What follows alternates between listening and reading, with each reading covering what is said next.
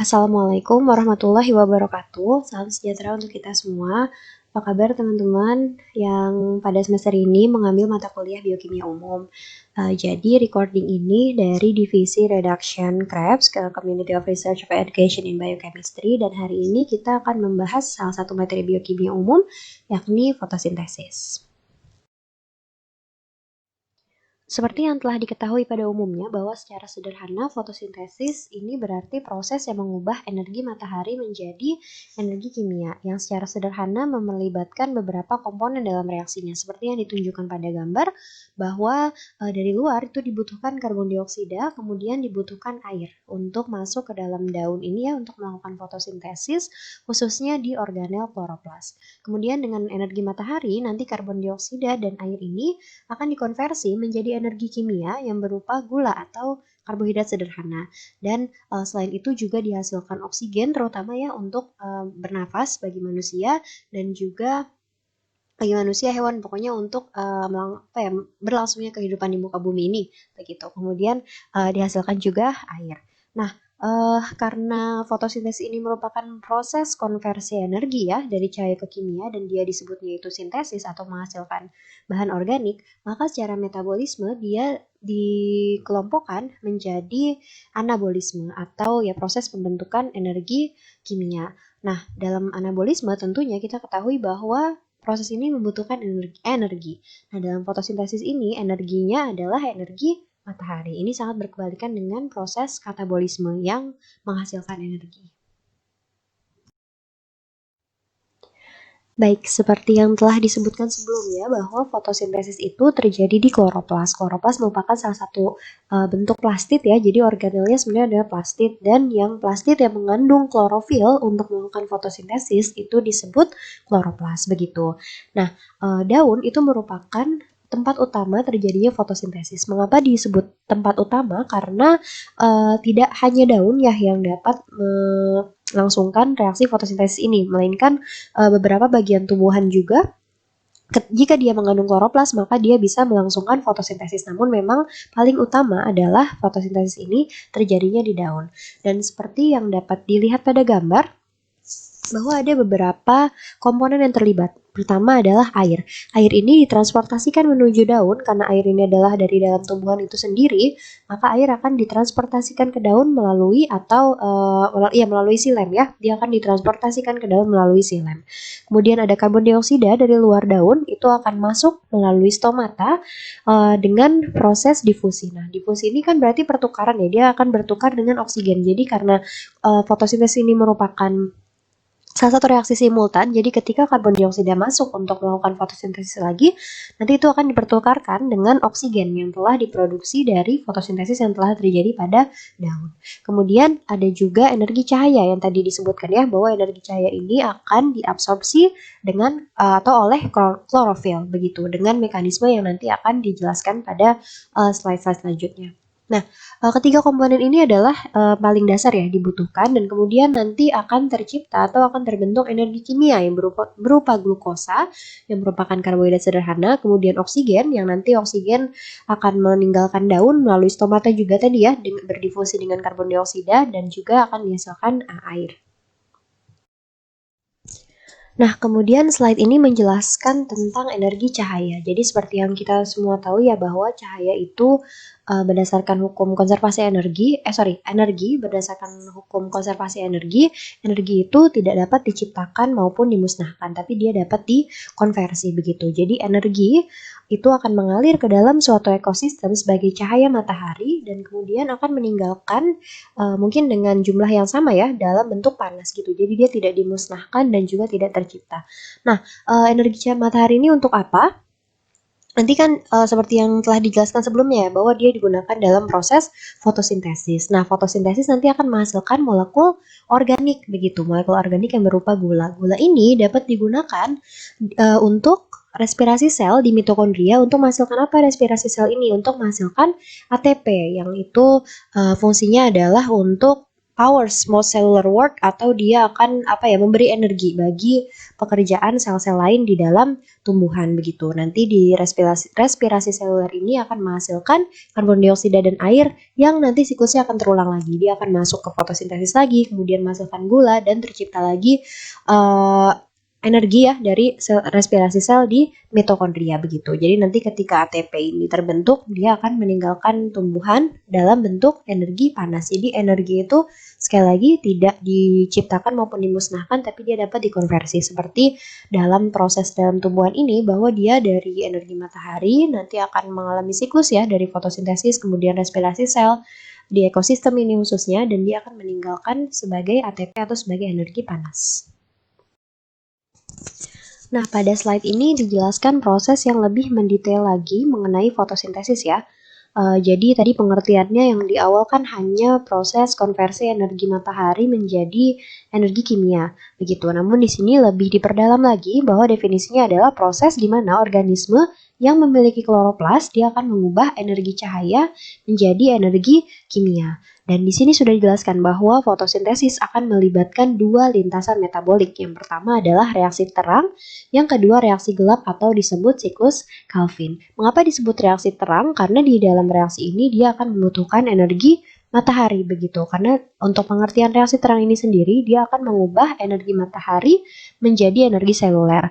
Dalam proses reaksi terang ini pula bahwa H2O ini nanti akan dikonversi menjadi oksigen. Jadi jika ada pertanyaan, oksigen yang dihasilkan dari fotosintesis itu berasal dari mana sebenarnya? Dari H2O atau dari CO2? Jawabannya adalah dari H2O begitu ya. Jadi pada reaksi terang H2O ini akan dikonversi menjadi oksigen dibantu oleh energi matahari, dan dia akan juga menghasilkan energi seluler yang berupa ATP dan NADPH. Untuk apa ATP dan NADPH ini? Nah, energi ini akan digunakan untuk di siklus Calvin atau di reaksi gelap. Jadi istilahnya pada reaksi terang energinya itu dari energi matahari, sedangkan pada reaksi gelap energinya itu dari energi yang dihasilkan oleh reaksi terang begitu. Jadi keduanya membutuhkan energi. Sekali lagi anabolisme ya, mereka membutuhkan energi. Begitu. Nah, di siklus Calvin apa yang terjadi? Pada siklus Calvin itu akan terjadi reaksi reduksi dari CO2 menjadi CH2O. Nah, CH2O ini apa? Ini adalah rumus empiris atau rumus paling sederhana dari gula. Jadi bisa jadi glukosa atau bentuk gula yang lain begitu. Nah, setelah nanti reduksi, ketika direduksi ATP dan NADPH yang tadinya menjadi sumber energi itu akan teroksidasi menjadi ADP dan NADP plus begitu. Nanti dia akan kembali lagi ke reaksi terang dan terbentuk lagi ATP dan begitupun siklus itu berlanjut. Kemudian gambar ini merupakan gambaran lebih mendetail lagi terkait reaksi terang dan juga reaksi gelap atau siklus Calvin yang terjadi pada fotosintesis. Jadi di reaksi terang ini seperti yang tadi telah disebutkan sebelumnya bahwa air nanti akan dikonversi menjadi oksigen dengan bantuan energi matahari atau energi cahaya. Nah, dari reaksi ini akan dihasilkan elektron dan juga ATP dan NADPH. Dan fungsinya apa? ATP dan NADPH ini NADPH itu sebagai karier elektronnya ya, pembawa elektronnya, sedangkan ATP-nya itu sebagai energi yang digunakan untuk siklus Calvin. Nah, pada siklus Calvin nanti CO2 atau karbon dioksida dari luar itu akan bergabung dengan ribulosa 1,5 bifosfat atau RUBP oleh enzim Rubisco, kemudian dia akan membentuk 3 fosfogliserat. Nah, ini adalah reaksi singkat saja sebenarnya, nanti akan dijelaskan lagi pada slide selanjutnya, dan kemudian akan terbentuk glukosa 3-fosfat yang akan membentuk gula atau C6H12O6. Gula ini banyak fungsinya ya, terutama dalam cellular respiration atau respirasi sel dalam mitokondria untuk menghasilkan energi atau ATP, kemudian dapat juga menjadi selulosa yang banyak digunakan dalam dinding sel tumbuhan, kemudian dapat juga disimpan atau sebagai cadangan makanan pada tumbuhan itu ya, sebagai pati atau starch, dan juga dia dapat dikonversi menjadi molekul organik lainnya. Nah, selain menghasilkan gula, siklus Calvin juga nanti akan menghasilkan NADP+ dan juga ADP+ fosfat yang akan kembali digunakan pada siklus fotosintesis ini pada reaksi terang dan kemudian menghasilkan ATP, dan kemudian reaksi itu berlangsung secara berulang. Ini merupakan persamaan reaksi fotosintesis ya secara sederhana bahwa pada awalnya nanti akan dibutuhkan 6 molekul karbon dioksida ditambah 6 molekul air, kemudian ditambahkan energi matahari akan menjadi C6H12O6 ditambah 6O2. Nah, panah-panah ini, reaktan dan produk ini menunjukkan bahwa asalnya begitu ya. Jadi kita melihat pada produk, misalnya di gula ini pertama ada C6. Nah, panahnya itu berasal dari CO2. Nah, pasti ya, berarti karbon dalam gula ini dia berasal dari karbon dioksida. Kemudian oksigen dalam gula ini juga berasal dari karbon dioksida. Lalu produk selanjutnya air. Air ini hidrogennya berasal dari hidrogen dari air yang di dalam tumbuhan itu ya, yang tadi ditransportasikan melalui floem. Kemudian oksigen dalam air itu berasal dari karbon dioksida. Sedangkan oksigen yang nanti dihasilkan tumbuhan sebagai produk utama fotosintesis selain gula itu dihasilkannya dari air, jadi bukan dari karbon dioksida ya. Jadi sekali lagi oksigen dalam fotosintesis itu asalnya dari molekul air, bukan dari molekul karbon dioksida. Nah, dari persamaan tadi disebutkan bahwa gula ini atau karbohidrat sederhana akan dihasilkan dari molekul karbon dioksida ya. Dan sebenarnya apa yang terjadi dengan molekul karbon dioksida itu supaya dia bisa membentuk karbohidrat. Nah, itu terjadi proses reduksi. Jadi karbon dioksida itu akan tereduksi menjadi karbohidrat melalui oksidasi karier energi yang berupa ATP dan NADPH. Jadi perlu diketahui bahwa proses fotosintesis ini itu merupakan salah satu jenis reaksi redoks ya. Jadi ada yang tereduksi dan ada yang teroksidasi. Siapa yang tereduksi? Yang tereduksinya itu adalah karbon dioksida. Nah, karbon dioksida ini akan tereduksi oleh reduktor yang berupa NADPH ya. Dia kan sebagai karier elektron, berarti dia reduktor dan dibutuhkan energi yang berupa ATP. Nah, ketika dia direduksi, maka dia akan membentuk karbohidrat, sedangkan agen reduksi itu yang NADPH dia akan teroksidasi begitu. Jadi sekali lagi karbon dioksidanya tereduksi, karier energinya ATP dan NADPH-nya dia akan teroksidasi.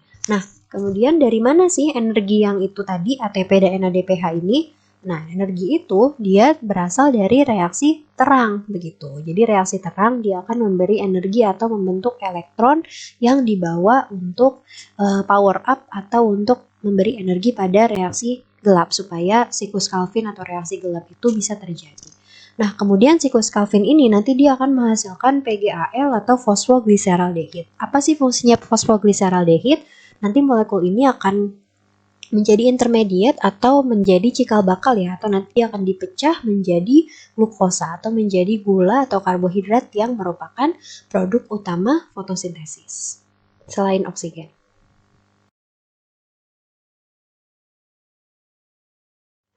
Untuk memahami proses terjadinya fotosintesis dengan lebih baik, ada baiknya kita mengetahui letaknya ya, tepatnya tuh apa sih organel-organelnya yang berperan dalam proses fotosintesis itu. Nah, disebutkan bahwa tadi utamanya fotosintesis itu akan terjadi di daun, karena pada daunlah banyak sekali terdapat kloroplas. Nah, di sini digambar ada leaf cross section atau penampang melintang daun. Ini di bagian mesofilnya ya. Di sini juga ada stomata yang tadi tempat berdifusi karbon dioksida dan O2. Nah, di mesofil ini ketika kita zoom in atau kita perbesar, nanti kita akan melihat sel mesofil yang isinya ada kloroplas atau salah satu bentuk plastid tadi ya. Kloroplas itu adalah salah satu bentuk plastid yang mengandung klorofil. Nah, ketika kloroplas itu di zoom in lagi atau diperbesar lagi, maka kita akan melihat bagian-bagian dari organel ini. Yang pertama, kita bahas dari kiri ya. Jadi ada granum, stroma, tilakoid, space tilakoid atau ruang antar tilakoid itu, kemudian inner membrane dan juga outer membrane. Nah, di sini kan membran luarnya nih, di outer membrane, membran luarnya, kemudian ada membran dalamnya, dan di antara kedua membran ini adalah ruangan antar membran atau intermembran space. Nah, di dalam kloroplas ini ada yang seperti kantung-kantung pipih ini, yang seperti koin, itulah yang disebut tilakoid. Jadi ketika dia satu kantung pipih itu disebut tilakoid. Nah, ketika kantung pipih ini menumpuk, ini ya seperti tumpukan ini, dia nanti akan disebut granum. Ketika satu granum, kalau tumpukannya banyak jadi grana gitu. Jadi tunggalnya itu disebut granum, tapi karena di dalam kloroplas ini ada banyak, maka dia disebutnya grana. Nah, kemudian ada stroma. Stroma itu adalah matriksnya ya. Jadi di dalam kloroplas matriksnya itu disebut stroma. Seperti kalau dalam sel pada umumnya matriksnya itu disebut sitosol seperti itu. Kalau misalnya dalam kloroplas matriksnya dia disebut adalah stroma. Kemudian di sini ruangan antar membran tilakoid yang juga ada membran pipih ya yang menghubungkan antar tilakoid ini sering juga disebut sebagai lamela. Begitu. Jadi, nah ini mungkin penampang yang aslinya ya dari mikroskop elektron. Mungkin ini gambar ini diambil. Jadi tumpukan-tumpukan ini nih ketika dia ada lebih dari satu granum, dia akan disebut grana. Sedangkan bagian kosong dari kloroplas yang tidak mengandung grana, itu kan berarti matriksnya ya, matriks intraselulernya. Itu adalah namanya stroma. Jadi dibedakan apa itu tilakoid. Tilakoid itu satu pipihnya ini ya, satu kantong pipihnya ini disebut tilakoid. Ketika tilakoid itu berkumpul, dia akan menjadi granum atau seperti tumpukan koin ini. Ketika tumpukannya ini ada banyak, tumpukan tilakoidnya ada banyak disebut grana. Nah, daerah selain grana atau di luar grana itu disebut stroma. Pada slide ini kembali diperjelas lagi ya struktur kloroplas tadi. Nah, tilakoid itu seperti yang tadi sudah disebutkan bahwa dia kan seperti kantung pipi ya. Dia sebenarnya adalah sistem membran. Jadi sistem membran itu adalah yang melapisi ruangan tilakoid itu. Jadi ruangan tilakoidnya itu di dalam dan yang melapisinya itu si sistem membran yang disebut membran tilakoid atau tilakoidnya gitu. Nah, di mana reaksi terang itu terjadi? Reaksi terang itu terjadinya yaitu di dalam membran tilakoidnya. Dan selain sebagai tempat reaksi terang, membran tilakoid juga berfungsi memisahkan kloroplas menjadi ruang tilakoid dan stroma. Jadi istilahnya di dalam membran tilakoid itu ruang tilakoid, di luar membran tilakoid itu adalah stroma. Begitu.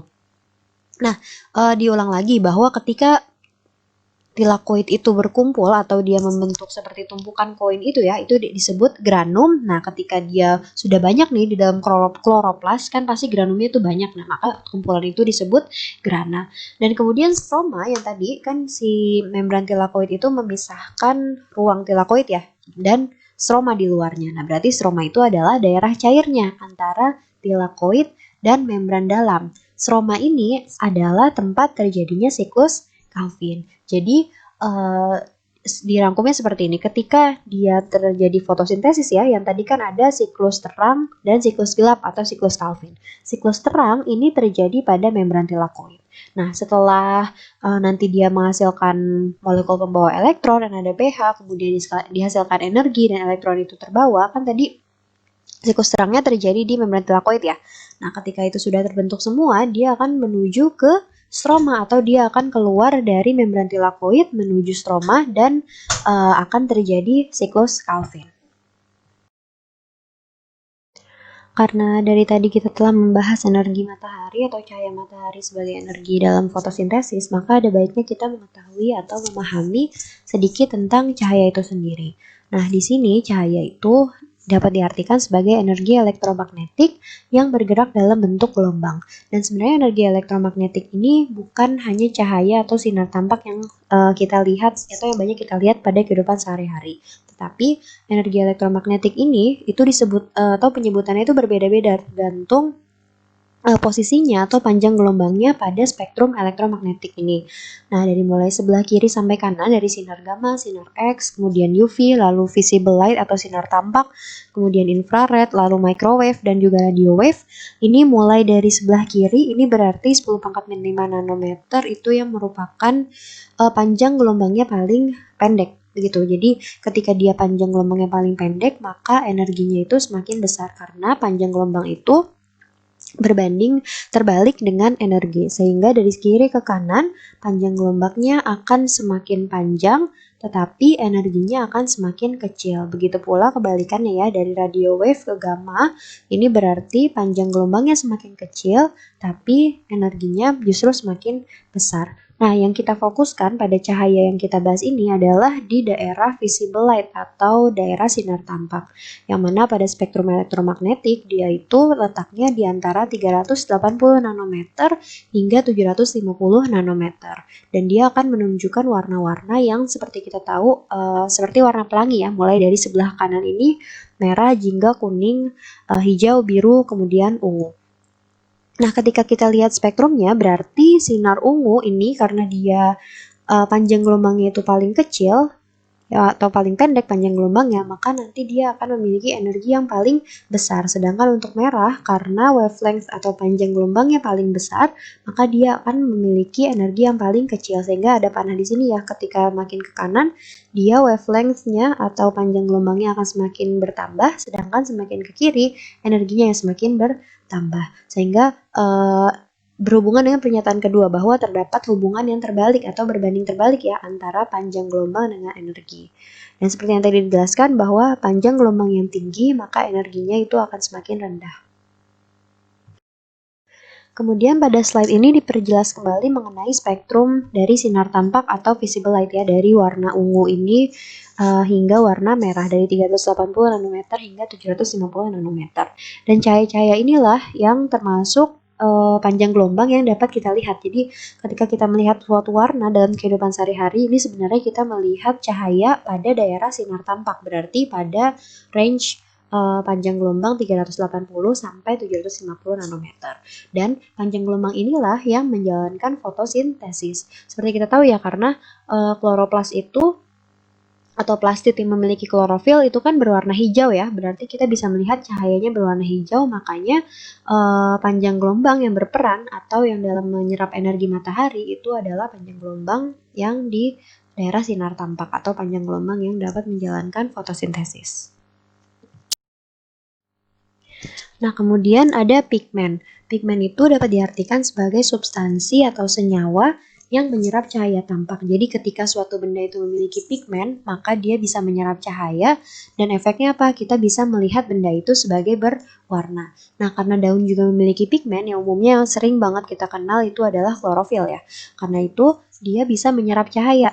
Nah, di sini dikatakan bahwa pigmen itu menyerap kebanyakan panjang gelombang, tetapi paling sedikit menyerap panjang gelombang hijau. Jadi ketika si daun itu terkena sinar tampak ya pada wavelength atau pada panjang gelombang yang tadi telah disebutkan sekitar 380 sampai 760, nanti panjang gelombang itu kebanyakan akan diserap oleh si pigmen daun.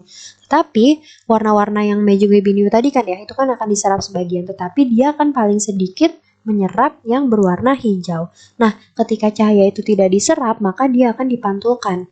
Jadi kan hijau itu paling sedikit diserap, berarti dia paling banyak dipantulkan. Makanya mengapa kita melihat daun itu sebagai warnanya hijau. Karena sekali lagi dia sangat sedikit menyerap cahaya hijau, makanya dia akan memantulkan cahaya itu dan kita melihatnya sebagai hijau.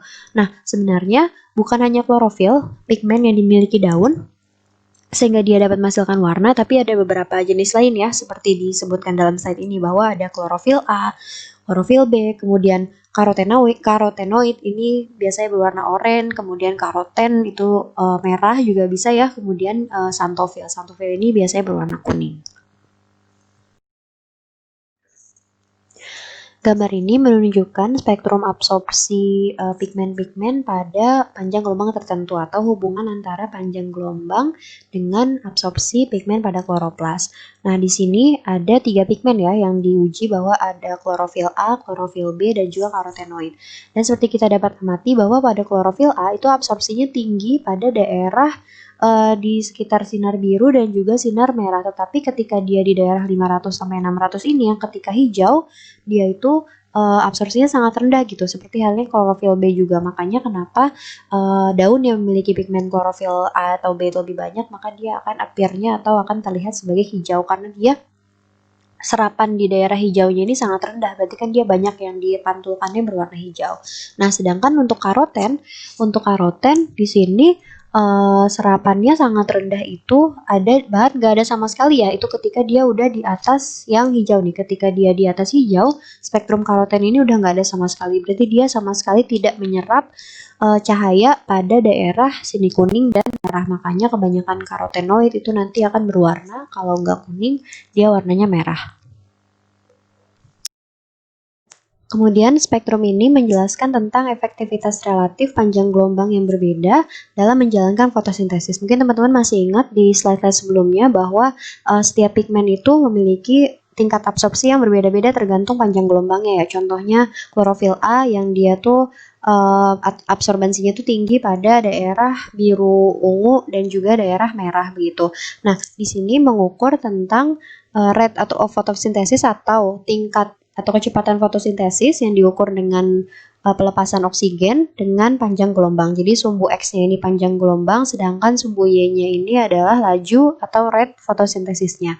Nah, ternyata laju fotosintesis itu sangat mirip spektrumnya dengan yang tadi klorofil A begitu. Ini kan dilihatnya atau mewakilinya spektrum absorpsi klorofil A ya. Jadi dia tinggi pada daerah di sini panjang gelombang kecil, di sebelah kiri panjang gelombang rendah berarti energi besar, berarti di daerah biru ungu itu tinggi laju fotosintesisnya. Kemudian dia turun di sini daerah sekitar hijau yang di tengah-tengah dan kemudian dia naik lagi nih di daerah yang panjang gelombang tinggi atau panjang gelombangnya besar sehingga energinya kecil gitu. Jadi dia laju fotosintesisnya itu ternyata berbanding lurus dengan absorbansinya. Tapi ini tidak benar-benar tepat karena mengukur dari sebenarnya kan lihatnya klorofil A ya, tapi ternyata di sini tuh masih banyak pengaruh dari pigmen lain, jadi belum benar-benar akurat. Kemudian penelitian ini dibuktikan lebih lanjut oleh spektrum aksi fotosintesis yang penelitiannya dilakukan oleh Theodor W. Engelmann. Jadi disebutnya eksperimen Engelmann.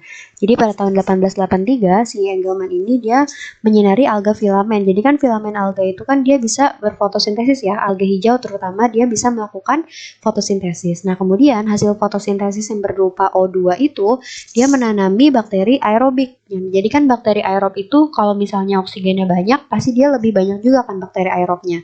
Nah, Engelmann ini pengen tahu nih di cahaya mana yang ketika bakteri aerobnya itu berkumpul banyak. Berarti kan kalau bakterinya berkumpul banyak, pengertiannya adalah ada banyak oksigen dong di situ, ya kan? Karena bakteri aerob itu untuk survive dia butuh oksigen.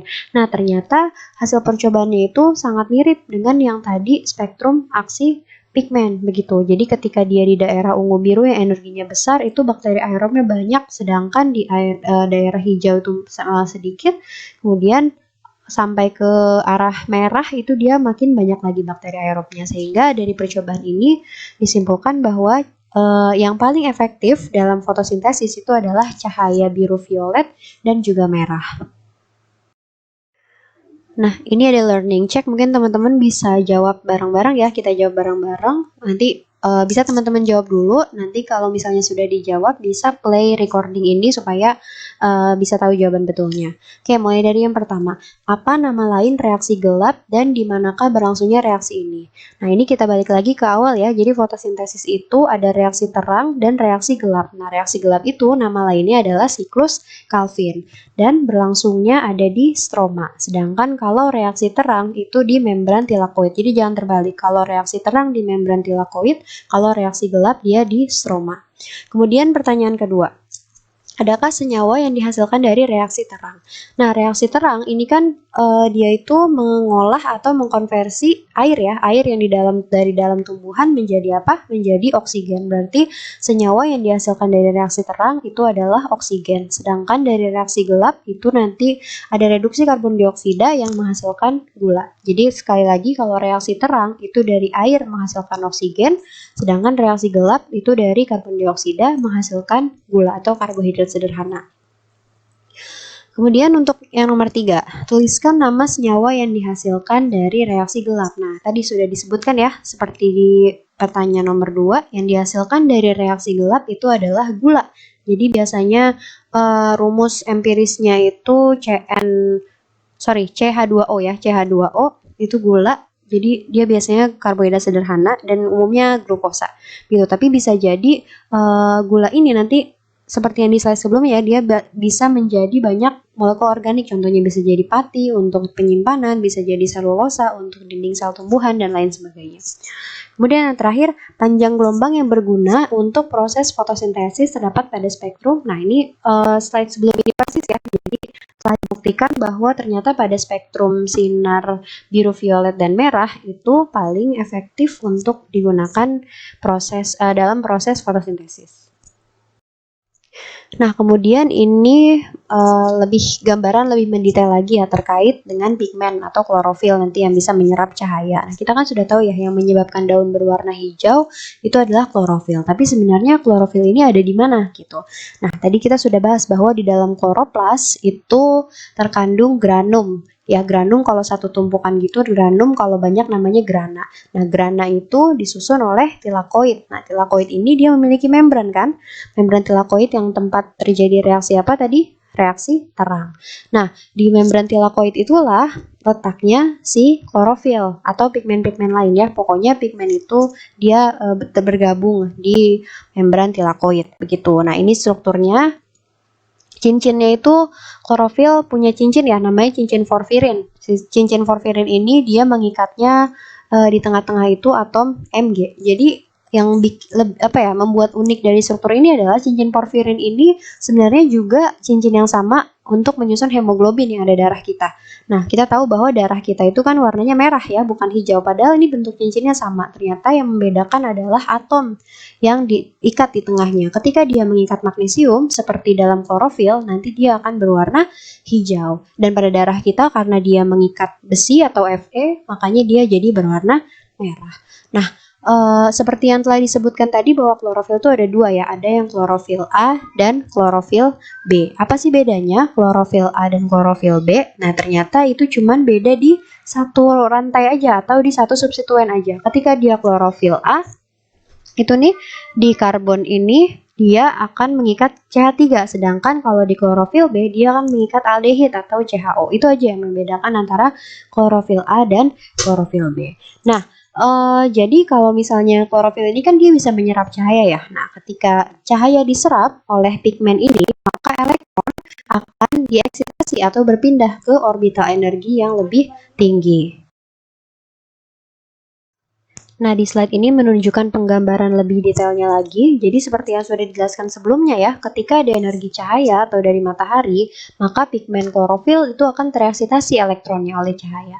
Nah, jadi kenapa dia bisa tereksitasi? Karena dia menyerap cahaya atau menyerap energi. Ketika dia tereksitasi, mungkin teman-teman sudah belajar juga di kimia dasar ya, atau di kimia umum atau kimia 101, ketika dia tereksitasi maka dia akan berpindah ke orbital yang lebih tinggi, atau tadinya di ground state atau keadaan dasar dia berpindah ke excited state atau keadaan tereksitasi. Nah, tentunya di keadaan tereksitasi ini kan istilahnya dia tuh udah nyaman di ground state-nya ya. Ketika dikasih energi dia tuh terpaksa harus pindah ke atas. Nah, tentunya di excited state ini dia tidak stabil. Jadi elektron akan berusaha untuk kembali lagi ke keadaan atau zona nyamannya dia ke ground state. Nah, ketika dia kembali dari excited state menuju ground state, itu akan melepaskan panas dan juga energi yang disebut energi foton. Dan panas dan energi foton inilah yang mengakibatkan bisa terjadinya reaksi atau chain reaction dari fotosintesis supaya bisa berlanjut begitu. Nah, tapi ternyata energi itu tidak semerta-merta langsung menyerang klorofil ya. Dia langsung menyerang klorofil, terus langsung mengeksitasi elektronnya, nanti masalah energi foton. Enggak, jadi ternyata dari energi matahari itu, dia tuh akan mencapai molekul yang ada di dalam fotosistem. Apa sih fotosistem? Fotosistem adalah kumpulan pigmen dan protein yang berasosiasi dengan membran tilakoid yang memanen energi dari elektron yang tereksitasi. Nah, energi itu ditangkap dan ditransfer antara molekul fotosistem sampai mencapai molekul klorofil pada pusat reaksi. Jadi gini, sebenarnya ketika energi itu digunakan oleh klorofil untuk mengeksitasi elektronnya, itu energinya biasanya nggak langsung menyerang si klorofil itu. Jadi biasanya dia menyerang pigmen lain di fotosistem itu. Nanti kemudian ada transfer energi ya, nih makanya panahnya loncat-loncat seperti ini nih. Baru nanti dia mencapai ke fotosistem, mencapai pusat reaksi yang berupa klorofil. Nah, ketika di pusat reaksi ini energinya sudah mencapai klorofil atau pusat reaksi, baru dia bisa mengeksitasi elektron. Nah, nanti elektronnya akan dipindahkan lagi ke aksetor elektron primer yang untuk melanjutkan proses fotosintesisnya. Dan biasanya molekul yang menyerap foton atau energi cahaya paling pertama itu disebutnya adalah antena. Jadi molekul pigmen antena.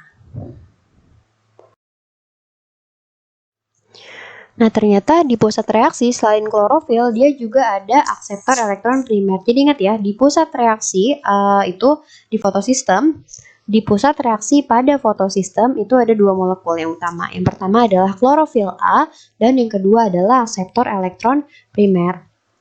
Nah, pusat reaksi klorofil itu nanti dia akan dioksidasi dengan hilangnya elektron melalui reduksi akseptor elektron primer. Jadi ingat seperti yang sudah disebutkan sebelumnya juga bahwa fotosintesis ini umumnya ada reaksi redoks ya. Ada yang tereduksi, ada yang teroksidasi. Ketika klorofil itu kehilangan elektron, ingat kehilangan elektron itu kan berarti oksidasi ya. Jadi klorofil itu teroksidasi, sedangkan siapa yang mereduksinya? Gitu. Yang mengalami reduksi itu adalah akseptor elektron primer. Klorofil itu dioksidasi oleh akseptor elektron primer yang dirinya sendiri itu akan terreduksi gitu. Nah, fotosistem itu ada dua jenis, ada fotosistem 1 dan fotosistem 2. Dan di reaksi terang itu dia di fotosistem 2 dulu bekerjanya. Jadi fotosistem 2 ke fotosistem 1. Jadi 1 dan 2 ini penamaannya bukan karena urutan reaksinya, tapi karena setahu aku tuh karena penemuannya gitu. Yang ditemukan pertama kali itu fotosistem 1 dulu, baru fotosistem 2. Tapi untuk mekanismenya itu adalah di fotosistem 2 dulu, baru ke fotosistem 1. Nah, untuk lebih jelasnya kita akan bahas di slide selanjutnya. Nah, kalau tadi kita sudah membahas bagaimana energi itu mencapai si klorofil dan akseptor elektron primer di pusat reaksi, sekarang kita mau membahas apa sih yang terjadi dengan elektron itu ketika dia sudah tersimpan pada akseptor elektron primer. Ternyata dalam menjalankan reaksi terang, itu elektronnya nanti dia bisa mengalami dua rute atau dua jalur. Yang pertama ada aliran elektron non-siklik, dan yang kedua ada aliran elektronnya siklik. Tapi yang bikin kedua jalur ini sama adalah keduanya tuh sama-sama dimulai dengan penangkapan energi foton. Pasti ya, kenapa kan butuh energi foton? Karena supaya dia bisa menghasilkan elektron ya pasti dia harus tereksitasi dulu. Kalau nggak ada energi foton itu nggak bisa tereksitasi. Makanya kedua jalur itu pasti dimulai dengan penangkapan energi foton. Kemudian keduanya itu juga menggunakan rantai transport elektron dengan sitokrom untuk chemiosmosis. Jadi keduanya itu sama-sama rantai transport elektron ya. Jadi dua-duanya itu elektronnya akan berpindah-pindah, nggak ada elektron yang menetap di satu pigmen atau satu protein tertentu, habis itu udah beres gitu reaksi terangnya terjadi. Enggak, jadi semuanya elektronnya akan mengalami atau akan berada pada rantai transport. Nah, yang membedakannya adalah yang pertama nih, aliran elektron non-siklik. Dia menggunakan dua fotosistem yang tadi telah disebutkan sebelumnya, fotosistem 2 dan juga fotosistem 1. Nah, elektron dari fotosistem 2 itu dihilangkan dan diganti oleh elektron yang didonasikan oleh air. Ingat ya, reaksi terang tadi kan mengkonversi air menjadi oksigen. Ternyata air itu berfungsi untuk menggantikan elektron dari fotosistem 2 yang hilang. Nah, dari aliran elektron non-siklik juga dapat disintesis ATP dan NADPH. Kemudian donasi elektron itu dia akan mengkonversi air menjadi oksigen dan 2H+. Kemudian aliran elektron siklik yang membedakan dia dari non-siklik adalah dia hanya menggunakan fotosistem 1. Jadi ingat, kalau siklik dia hanya menggunakan fotosistem 1. Nah, dia akan merecycle atau menggunakan kembali terus-terusan elektron dari fotosistem 1. Nah, bedanya lagi sama yang non-siklik adalah kalau yang siklik dia hanya mensintesis atau memproduksi ATP. Sedangkan kalau non-siklik kan tadi ATP dan NADPH ya. Untuk lebih jelasnya kita akan bahas di slide selanjutnya. Nah, ini adalah gambaran lebih mendetail untuk transfer elektron yang jalur non-siklik. Jadi dia yang tadi ya non-siklik itu sekali lagi menghasilkan NADPH, ATP, dan juga oksigen. Diawali dari cahaya itu akan masuk ke fotosistem kan ya, dia akan menyerang fotosistem, kemudian nanti energinya ditransfer sampai mencapai ke pusat reaksi. Tadi ya aku lupa sampaikan bahwa di fotosistem 2 itu pusat reaksinya disebut P680, sedangkan untuk fotosistem 1 itu disebut P700. Nah, Tadinya kan ketika P680 ini kan ada klorofil A-nya ya, ketika dia belum terkena cahaya atau belum menerima energi kan dia di ground state. Ketika dia sudah menerima energi di sini, maka elektronnya akan tereksitasi atau dia akan berpindah ke akseptor primer. Nah, sedangkan yang tadi disebutkan tuh air itu nanti akan teroksidasi atau elektronnya itu keluar untuk menggantikan elektron yang tadinya ada di P680 ini gitu. Tadi kan P60 tadinya punya elektron kan ya. Ketika dia kena sinar matahari, elektronnya akan dioper atau ditransfer ke akseptor primer. Nah, dia tuh nggak punya elektron lagi dong, jadi nggak stabil. Siapa yang menggantikan elektron yang tadinya dia punya? Itu yang menggantikan adalah air gitu. Jadi airnya teroksidasi. Akibat dari oksidasi ini, maka air akan melepaskan molekul oksigen dan 2H+. Jadi oksigen itu asalnya dari mana sih pada reaksi terang? Itu asalnya dari sini ya. Ketika air teroksidasi untuk elektronnya itu menggantikan elektron yang ada di P680 atau di fotosistem 2. Nah, sekarang kita lihat nih, dari P680 itu nanti akan ke primary acceptor atau akseptor primer. Kemudian dia akan berpindah lagi ke plastoquinon, habis itu ke kompleks sitokrom, selanjutnya ke plastosianin. Mungkin di sini nggak ini juga ya, nggak terlalu detail bagaimana cara dia perpindahannya. Coba, tapi kalian bisa tahu bahwa ada berapa tahap nih di transfer elektron ini ya. Jadi plastoquinon, plastosianin, kompleks sitokrom itu kan protein ya. Jadi mereka itu bisa membawa elektron. Nah, tapi di sini dijelaskan bahwa aliran elektron ini provides energy for chemiosmotic synthesis of ATP. Jadi ATP itu bisa terproduksi karena adanya ini aliran elektron ini gitu. Jadi kenapa sih elektronnya harus mengalir seperti ini? Nggak langsung aja dari primary acceptor dia ke P700 atau ke fotosistem 1 karena perpindahan potensial nih yang terjadi ketika elektron itu mengalir itu bisa digunakan untuk memproduksi ATP begitu. Nah, ketika dia sudah sampai di fotosistem 1, elektronnya udah sampai nih kan di fotosistem 1, nanti fotosistem 1 juga pasti kan dia memanen cahaya ya. Seperti tadi dibilang, setiap fotosistem itu pasti memanen cahaya. Nah, ketika elektronnya sudah sampai di fotosistem 1 dan dia menerima cahaya, maka elektron di P700 ini akan tereksitasi lagi nih ke primary acceptor, kemudian nanti dia mengalami transport chain atau rantai transport lagi, kemudian nanti akhirnya sampai ke enzim NADP plus reduktase yang mengubah NADP menjadi NADPH. Nanti dia akan menjadi reducing agent atau agen reduktor ya, supaya nanti bisa berlangsung siklus Calvin di reaksi gelap. Nah, kalau ini yang tadi kan aliran non-siklik ya, sekarang aliran siklik. Ingat, aliran siklik tadi kan hanya menggunakan fotosistem 1, jadi elektronnya ya muter-muter aja di fotosistem 1 ini, gitu. Dan dia hanya menghasilkan ATP. Karena kenapa masih bisa menghasilkan ATP? Karena ya dia masih ada transport elektron, masih ada elektron flow, aliran elektron. Setiap ada aliran elektron berarti ada perpindahan atau perubahan potensial, berarti ATP itu masih bisa disintesis secara osmosis. Tapi bedanya di sini dia tidak menghasilkan oksigen. Kenapa nggak menghasilkan oksigen? Karena di fotosistem 1 kan dia nggak ada air ya, nggak ada air untuk menggantikan elektronnya. Jadi kalau airnya aja nggak teroksidasi, karena elektronnya juga nggak dipakai, makanya oksigen itu tidak bisa terbentuk begitu. Jadi di sini dia hanya menghasilkan ATP ya. Jadi dalam siklus yang aliran siklik ini elektronnya nanti akan ke akseptor primer, kemudian kembali lagi ke FD, kemudian masuk ke kompleks sitokrom, balik lagi ke plastoquinon, kemudian dia nanti akan diulang lagi siklus ini ya oleh si fotosistem 1. Nah, di gambar ini digambarkan hubungan ya, jadi hubungan antara aliran transfer elektron ini dengan pembentukan NADPH dan juga ATP yang menjadi produk utama dari reaksi terang gitu. Jadi ketika dia nanti fotosistem 2 dan fotosistem 1 bekerja ini karena adanya energi cahaya, maka mereka akan memproduksi proton atau H+. Pokoknya ada 2H+, 2H+ ini kan dia memproduksi proton berarti ya. Protonnya itu diproduksinya di dalam ruangan tilakoid gitu. Sehingga di dalam ruangan thylakoid ini konsentrasi H plusnya atau konsentrasi protonnya menjadi tinggi.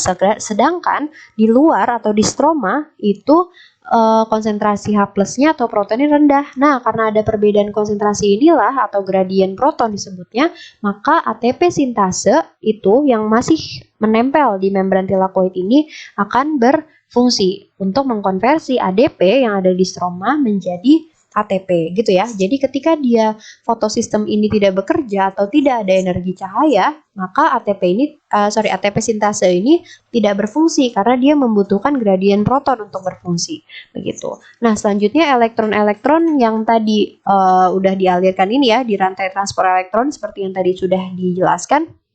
Akhirnya dia akan mengaktifkan NADP plus reduktase sehingga nanti dia menjadi NADPH. Nah, NADPH inilah yang nanti juga bersama-sama ATP akan dibawa ke siklus Calvin untuk berlangsungnya reaksi gelap.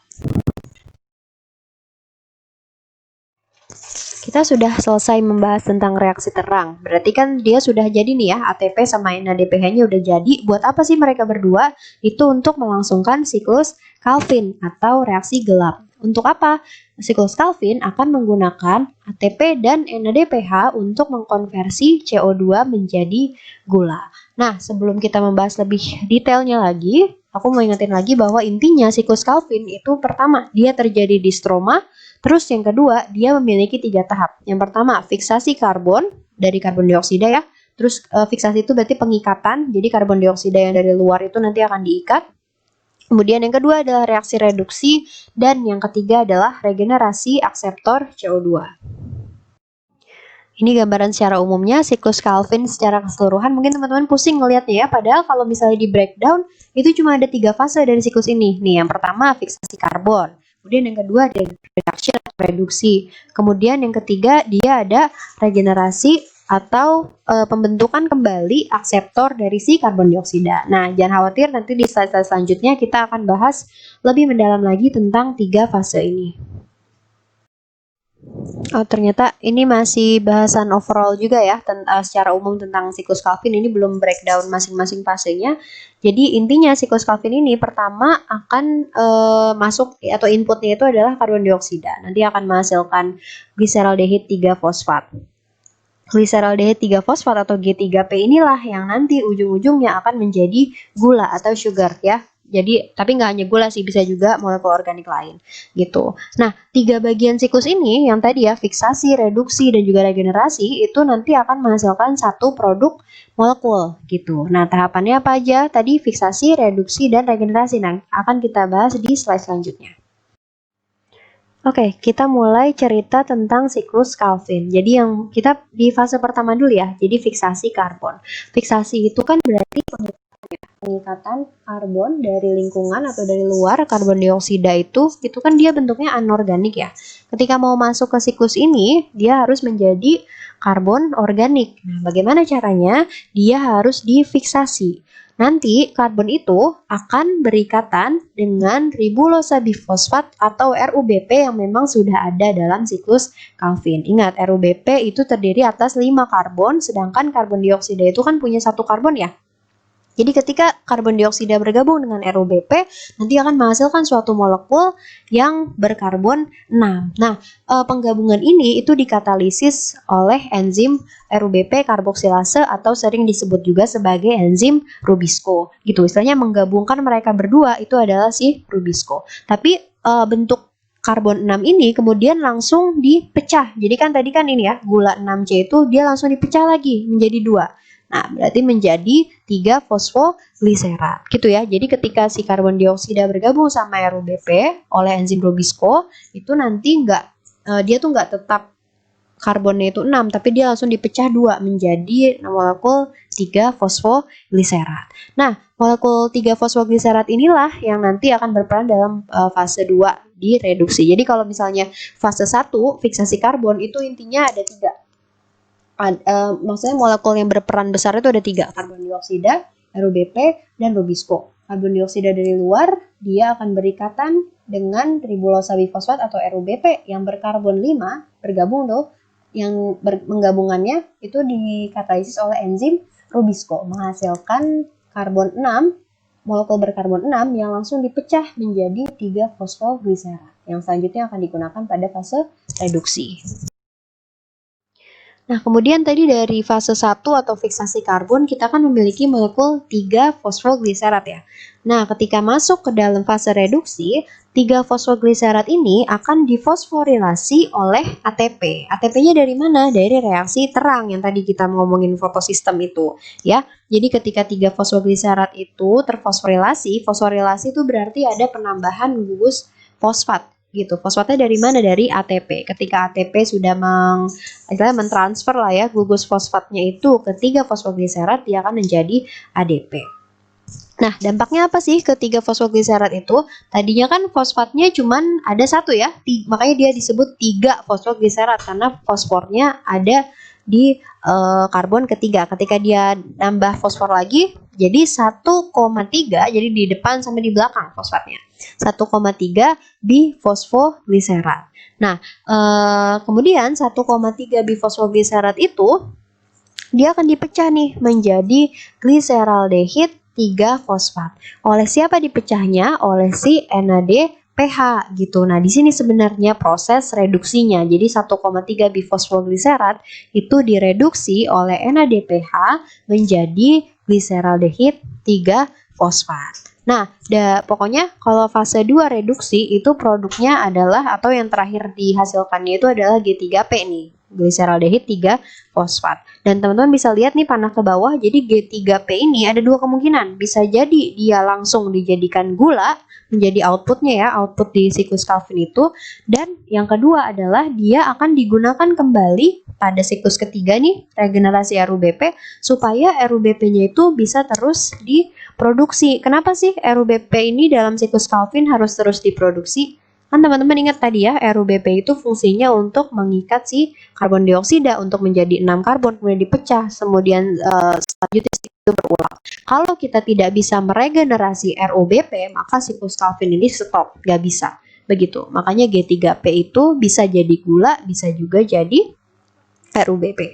Nah, tadi kan di sini mungkin teman-teman bisa lihat ya, ada 6 gliseraldehid 3 fosfat. Ternyata yang dijadikan gula itu cuma satu molekul aja. Sedangkan yang 5-nya lagi itu digunakan untuk regenerasi RUBP yang akan kita bahas pada selanjutnya, ya.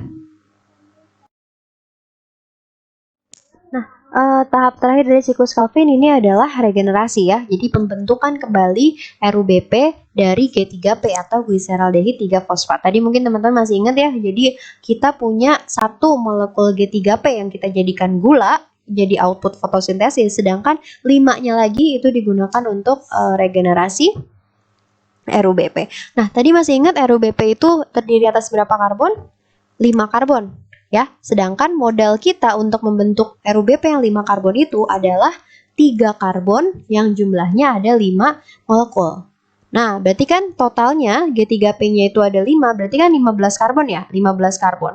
Untuk membentuk RUBP yang terdiri atas 5 karbon, berarti dari 15 ini nanti akan dibagi menjadi 3 ya kan, masing-masing 5 gitu, 5, 5, 5 ya. Jadi dari 5 molekul G3P itu akan membentuk 3 molekul RUBP. Nah, bagaimana caranya? Nah, di sini juga dia membutuhkan ATP lagi gitu. Jadi ada fosforilasi dari si G3P oleh ATP dan kemudian di rearrange lagi gitu, disusun kembali menjadi RUBP ya. Seperti bisa dibaca di sini ya.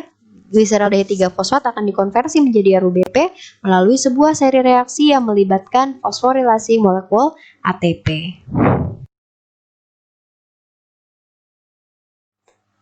Oke, kita sudah sampai ke learning check lagi. Jadi teman-teman bisa pause dulu recording ini dan coba jawab sendiri ya. Habis jawab baru kita play lagi dan bisa teman-teman tahu jawaban yang benarnya. Oke, yang pertama tuliskan satu kata yang menggambarkan tentang fotosistem. Oke, itu kan bebas ya. Bisa jadi pigmen, bisa juga eksitasi, bisa juga ada protein, begitu terserah teman-teman. Kemudian yang kedua, apa sih fungsi fungsi utama gelombang cahaya pada reaksi terang? Mungkin masih ingat ya, reaksi terang itu kan nanti menghasilkan ATP sama NADPH.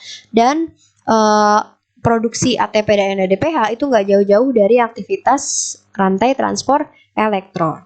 Nah, elektron itu dari mana? Dari eksitasi. Eksitasinya disebabkan oleh siapa? Dari gelombang cahaya. Berarti fungsi utama gelombang cahaya itu adalah untuk mengeksitasi elektron yang ada pada pigmen, sehingga elektron itu bisa mengalami reaksi atau bisa mengalami rantai transport. Kemudian yang ketiga, partikel apakah yang ditransfer pada fotosistem dan apakah nama lain dari penerimanya? Oke, yang ditransfer tadi kan jelas ya elektron, dan nama lain penerimanya berarti akseptor elektron. Oke, yang tadi sudah kita bahas mekanisme fotosintesisnya itu sebenarnya untuk tanaman C3. Jadi untuk tipe fotosintesis tanaman itu sebenarnya dibagi menjadi 3, yakni C3, C4 dan juga CAM gitu. Nah, C3 tuh tadi yang sudah kita bahas secara garis besar tadi ya di sebelumnya, dan selanjutnya kita akan membahas tanaman C4. Jadi di tanaman C4 ini biasanya terjadi atau dimiliki oleh tanaman-tanaman yang di daerah kering, dan juga dia memiliki struktur daunnya itu unik begitu. Dia punya sel mesofil. Jadi klorofilnya itu ada di mesofil, ada juga di seludang pembuluh begitu. Jadi di sini disebutkan bahwa C4 itu dia dapat meminimalkan keperluan fotorespirasi. Nah, apa sih fotorespirasi itu dan apa bedanya dengan fotosintesis? Nah, jadi kan sebenarnya tumbuhan itu bagus kalau misalnya laju fotosintesis itu tinggi ya. Berarti kan dia banyak memproduksi glukosa, banyak memproduksi oksigen begitu. Tapi selain fotosintesis yang itu memproduksi glukosa atau gula dari karbon dioksida, dia juga bisa mengalami fotorespirasi. Jadi mungkin teman-teman masih ingat ya bahwa di siklus Calvin itu enzim rubisco itu dia bisa menggabungkan RuBP dengan karbon dioksida kan ya, supaya siklus Calvin itu bisa terjadi. Tapi ketika di fotorespirasi, rubisco ini tidak menggabungkan dengan karbon dioksida, tapi dengan oksigen gitu. Namanya respirasi kan itu berarti mengubah oksigen menjadi karbon dioksida ya. Jadi seharusnya dia mengubah karbon dioksida menjadi gula, dia malah mengubah oksigen menjadi karbon dioksida gitu dengan adanya cahaya. Tapi kan karbon dioksida bisa juga digunakan nanti untuk siklus Calvin. Iya, bisa digunakan juga, tapi lebih banyak ATP yang digunakan untuk fotorespirasi ini dibandingkan untuk siklus Calvin. Jadi istilahnya nggak worth it lah gitu kalau dia maksain menggunakan karbon dioksida yang diproduksi fotorespirasi itu untuk ke siklus Calvin. Makanya fotorespirasi itu biasanya merugikan bagi tumbuhan jika rate-nya itu terlalu tinggi. Nah, tanaman C4 ini bisa meminimalkan keperluan fotorespirasi. Dengan cara apa? Dengan cara dia bakal menggabungkan CO2 ke dalam senyawa 4 karbon di sel mesofil. Gitu. Jadi dia ada dua tadi disebutkan ya bahwa C4 itu dia strukturnya itu unik gitu. Dia punya mesofil dan juga punya seludang pembuluh. Nah, ketika karbon dioksida itu masuk ke dalam sel mesofil, nanti dia akan bergabung menjadi senyawa 4 karbon ya. Nah, kemudian senyawa 4 karbon itu akan ditranspor atau diekspor ke seludang pembuluh, di mana CO2 itu dilepaskan dan digunakan dalam siklus Calvin gitu. Jadi ketika dia nggak ada CO2 di atmosfer itu, kekurangan CO2, dia nggak langsung menggunakan oksigen untuk fotorespirasi, tapi dia punya tabungan gitu. Dia punya tabungan CO2 yang telah terikat pada senyawa 4 karbon di sel mesofil itu dan akan digunakan untuk melakukan fotosintesis atau melakukan siklus Calvin di berkas pembuluh. Tapi dia tetap ya di siklus Calvin yang masuk tetap CO2 gitu. Jadi istilahnya dari 4 karbon itu nanti dilepaskan menjadi tetap jadi CO2. Cuman bedanya adalah dengan tanaman C3, dia tuh si CO2-nya itu nggak langsung digabungin dengan RuBP, tapi dia gabung dulu sama senyawa 4 karbon, kemudian dilepaskan menjadi CO2, baru bergabung dengan RuBP. Ya, ini dilihat dari sisi anatomi daunnya ya. Jadi bisa lihat nih di gambar yang sebelah kanan yang di zoom innya CO2 masuk. Nah, dia langsung pakai PP karboksilase dulu ya. Dia bergabung dengan senyawa 4 karbon nih yang disebut oksaloasetat. Kemudian menjadi malat. Nah, ketika dia mau digunakan untuk masuk ke siklus Calvin, dia akan melepaskan siapa? Karbon dioksida. Dan ini sudah masuk ke seludang pembuluh ya. Jadi yang tadi kan di mesofil nih sampai jadi malat. Kemudian dia melepaskan karbon dioksida di seludang pembuluh. Nah, sisanya yang 3 karbon jadi pirufat. Kemudian nanti berputar lagi siklusnya, si PP ini bisa mengikat lagi CO2 menjadi oksaloasetat lagi dan seterusnya. Gitu ya. Jadi ketika diperlukan nanti malatnya akan melepaskan CO2 yang masuk ke siklus Calvin. Ingat kalau siklus Calvin itu tetap harus dalam bentuk CO2. Tadi C4, sekarang tanaman CAM atau CAM ya. Ini tuh kurang lebih sama, jadi dia mengikatnya itu pada 4 karbon dulu ya. Jadi karbon dioksida itu nggak langsung difiksasi pada siklus Calvin, tapi dia bergabung dulu dengan senyawa organik menjadi jadi molekul berkarbon 4. Tapi bedanya kalau misalnya C4 itu kan tadi dia terjadi di dua tempat yang berbeda ya. Yang pertama fiksasinya itu di mesofil. Nah, kemudian CO2-nya dilepaskan untuk masuk ke siklus Calvin itu di seludang pembuluh. Tapi kalau CAM ini dia tempatnya tuh sama gitu. Bedanya adalah waktunya. Gitu. Jadi ketika malam hari tumbuhan CAM itu stomatanya akan membuka. Stomatanya kebuka, masuk tuh CO2-nya kan ya. CO2-nya masuk pada malam hari.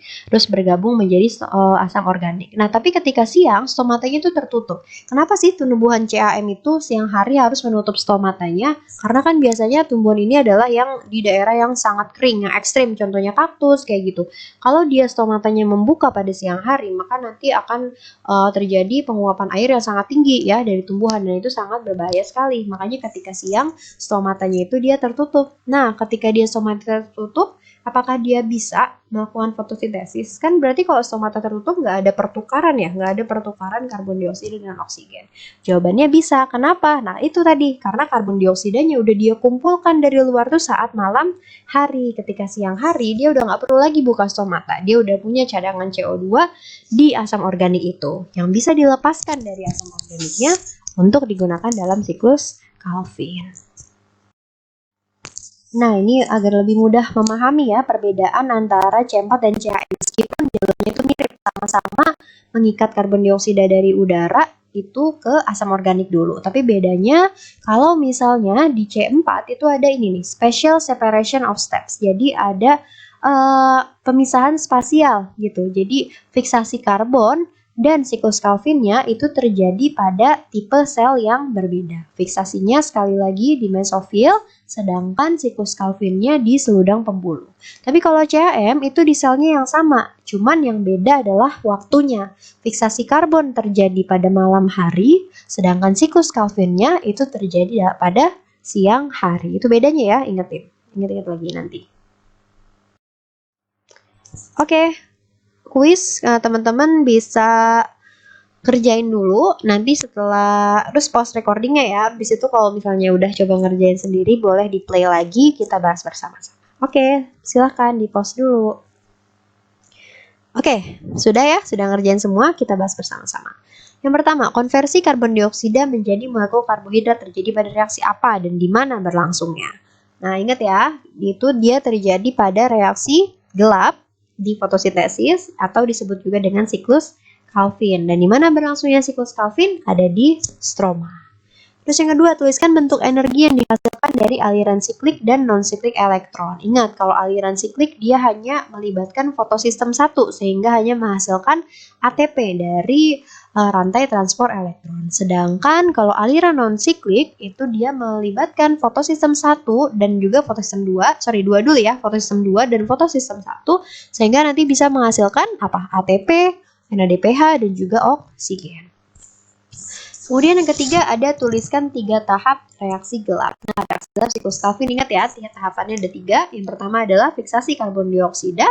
Kemudian yang kedua ada reduksi. Itu ada reduksi. Kemudian yang ketiga adalah regenerasi ribulosa bifosfat. Oke, yang terakhir, enzim yang sangat berperan penting dalam fiksasi CO2 adalah yang menggabungkan CO2 dengan RUBP, itu adalah enzim Rubisco ya. Jadi enzimnya disebut Rubisco. Baik, alhamdulillah teman-teman, kita sudah sampai di penghujung pembahasan materi fotosintesis ini ya. Semoga penjelasan tadi dapat dimengerti dengan baik dan juga sedikit banyak dapat membantu teman-teman dalam memahami salah satu materi biokimia umum ini. Tetap semangat dan terima kasih. Wassalamualaikum warahmatullahi wabarakatuh.